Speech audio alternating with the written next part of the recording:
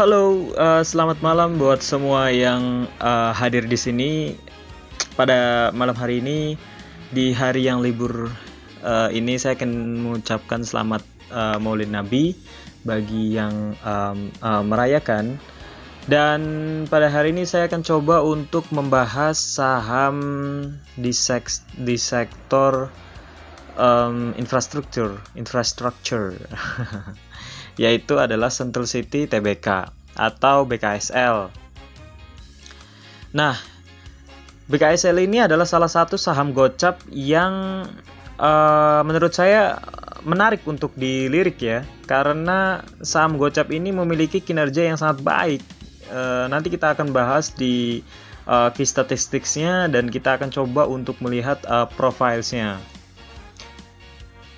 BKSL tadi saya salah ya, bukan infrastructure mah WSKT, waskita. Dia bergerak di bidang properties and real estate dengan subsectors properties and real estate. Company historis, dia muncul di BEI pada 28 Juli 1997. Itu adalah pendirian yang sangat lama untuk sekelas properties and real estate. Nah, kalau kita lihat di shareholders and composition-nya, saya pikir perbandingan antara saham pengendali dengan saham masyarakat itu sehat menurut saya. Di mana saham pengendalinya yaitu PT Sakti Generasi Perdana memiliki 52%. Sedangkan masyarakatnya hanya 30%. Menurut saya ini stabil dan sehat menurut saya, dan baik untuk kedepannya. Nah, kita lihat kinerja fluktuasi harga sahamnya ya. Dalam hari terakhir kemarin, saham ini mengalami penurunan yang signifikan, yaitu 3,12%. Kita lihat selama minggu-minggu terakhir memang saham ini cenderung stabil untuk bearish atau turun. Nah, saya perkirakan bahwa saham ini akan terus turun sampai ke ya nggak tahu ya sampai kemana ya. Mungkin 59 atau balik ke 51. Kalau balik ke 51 saya akan borong ini saham. Tapi saya sudah memiliki saham ini di harga 53 atau 54, saya lupa. Nah, menurut saya saham ini pantas untuk dilirik karena dia ada kecenderungan untuk bergerak ke harga aslinya sebelum pandemi, yaitu di harga 139 135-an. Dan ada kemungkinan bahwa karena ke depan itu sektor properti sangat menggeliat, sangat bagus prospeknya, dengan hadirnya ibu kota baru, maka sektor properti ini sangat cerah. Kalau kita lihat berdasarkan analytics-nya, memang pada bulan Oktober ini saham ini fluktuasinya sangat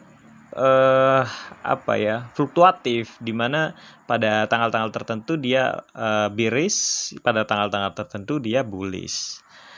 Tapi kemarin domestic buy signifikan berkontribusi di dalam fluktuasi saham ini. Nah, kalau kita lihat secara financials-nya, ini kok nggak kelihatan ya?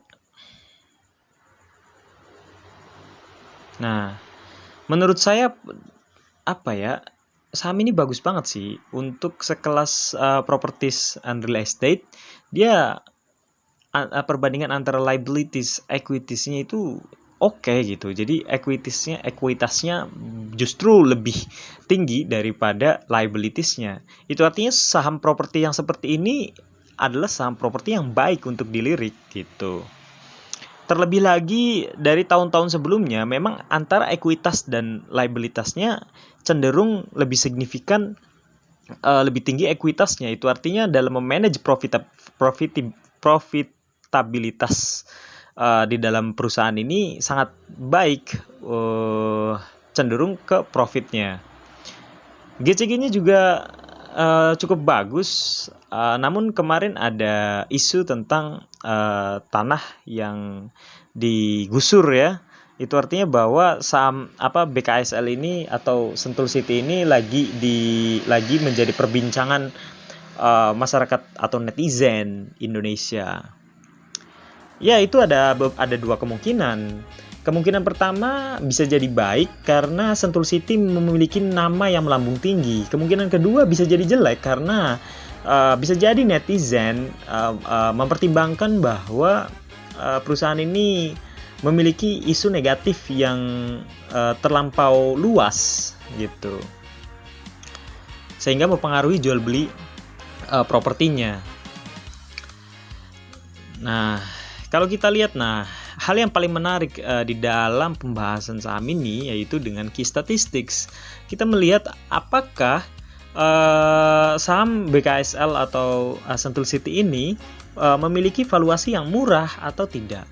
Nah, dilihat bahwa pada tahun 2021 Sentul City justru mengalami kinerja yang positif. Dilihat dari earning per share, EPS-nya itu adalah positif gitu. Nah, kita lihat net profit-nya itu gede banget ya, yaitu 294,47 miliar. Nah, kita lihat valuasinya.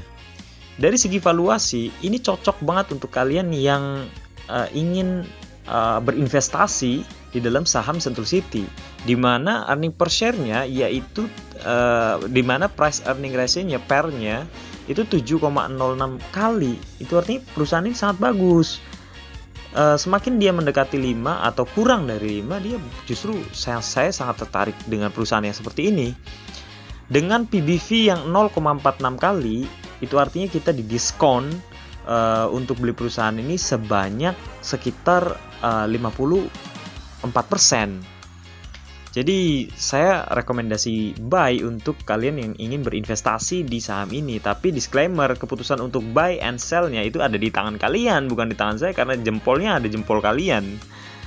Secara return on equity dan return on asset-nya juga sangat baik, di mana ROE-nya justru dia bisa memanfaatkan profitabilitas yang digunakan dari aset pribadinya, itu dia bisa profit 6%, 6,5%. Sedangkan dari asetnya yang terdiri dari hutang dan ekuitasnya yaitu sekitar 3,46%. Dari sini aja kita bisa lihat bahwa dia memiliki kecenderungan yang profitable, di mana dia bisa memanfaatkan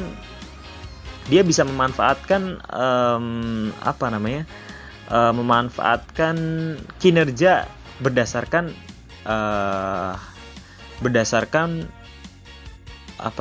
aset milik dia sendiri gitu.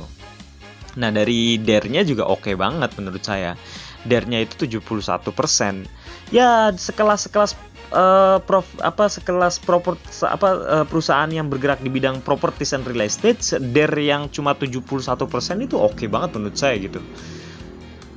Oke, gitu aja buat cuaners yang ada di Sabang sampai Merauke.